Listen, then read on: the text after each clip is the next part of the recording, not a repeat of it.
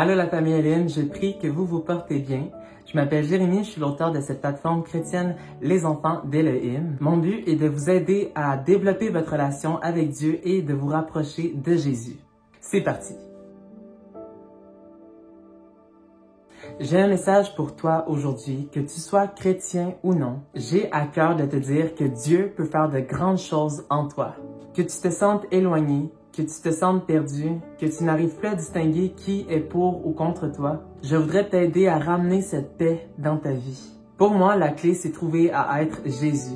Je ne parle pas d'une secte, d'une religion, d'une communauté exclusive ou d'un mouvement de pensée, mais je parle bien d'un cœur. Un cœur qui s'est ouvert à toi, qui est prêt à te recevoir avec tes cicatrices, tes blessures, tes traumatismes, tes combats, tes insécurités. Je voudrais t'encourager, avant de lire certains passages de la Bible, à créer de l'espace dans ton cœur et à vider ta tête de toute distraction. Il y a beaucoup de bruit, d'irritants dans le monde qui nous entoure. Et je pense que c'est vraiment un bon moment, avant la fin de l'année académique et avant l'arrivée de l'été, de se rappeler qui est Dieu pour nous. Le psaume 46:11 nous dit « Arrêtez et sachez que je suis Dieu. Je domine sur les nations, je domine sur la terre. » Et en Job 34:29, il dit « S'il donne le repos, qui répandra le trouble? S'il cache son visage, qui pourra le voir?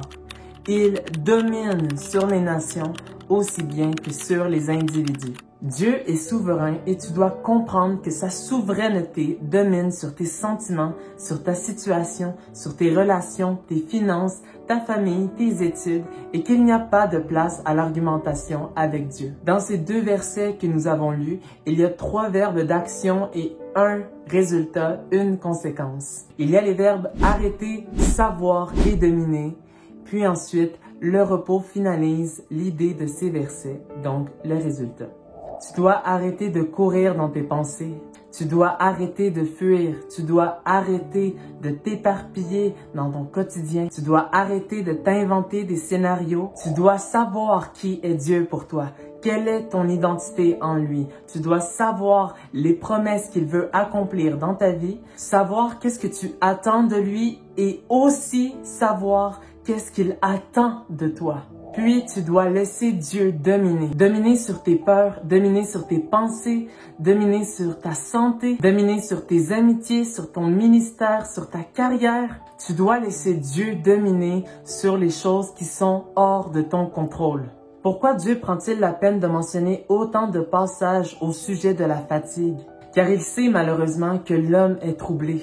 Il sait que tu n'arrives pas à être reposé par rapport à des circonstances qui demeurent inchangées dans ta vie. Tu te bats, tu t'auto-flagelles, tu n'arrives même plus à pleurer car tes larmes se sont épuisées à force de les verser. Je t'invite à lâcher prise et à cesser cette lutte que tu mènes et qui t'épuise. Arrête de te fatiguer avec l'opinion et le jugement des autres. Calme ton esprit, calme ta mentalité. Calme tes faux raisonnements, tourne ta langue avant de parler contre tes frères. Prends autorité, approprie-toi les versets de la Bible et adapte-les à ta vie. Si Dieu donne le repos, qui répandra le trouble? Qui? Hébreux 4:16 dit « Approchons-nous donc avec assurance du trône de la grâce, afin d'obtenir miséricorde et de trouver grâce pour être secourus dans nos besoins. »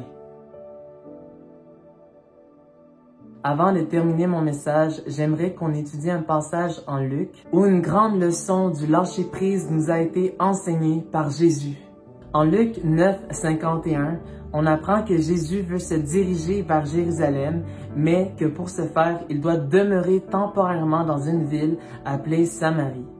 Il était accompagné de Jacques et Jean, 2 de ses disciples, avec Pierre, ayant assisté à la transfiguration. Jésus avait envoyé des messagers à Samarie pour lui préparer un logement, mais on leur refusa. Ce qui est intéressant, c'est ce qui s'en vient. Le plan de Jésus n'avait pas fonctionné et il n'a pas insisté. Donc, on peut vraiment sous-entendre dans ce passage que le plan de Jésus n'a pas fonctionné pour aller s'établir temporairement en Samarie et il n'a pas insisté. Par contre, Jacques et Jean qui étaient avec Jésus se sont indignés et ont proposé à Jésus de prier pour enflammer littéralement la ville de Samarie et exterminer les habitants. Ils ont proposé de prier pour que le feu descende du ciel et qu'il consume la ville à cause du refus. Puis Jésus leur reprocha d'être animés d'un autre esprit. Vers la fin de ce passage, Jésus emprunte une autre route où plusieurs voulaient le suivre, mais n'étaient pas prêts car ils voulaient faire leurs adieux d'abord.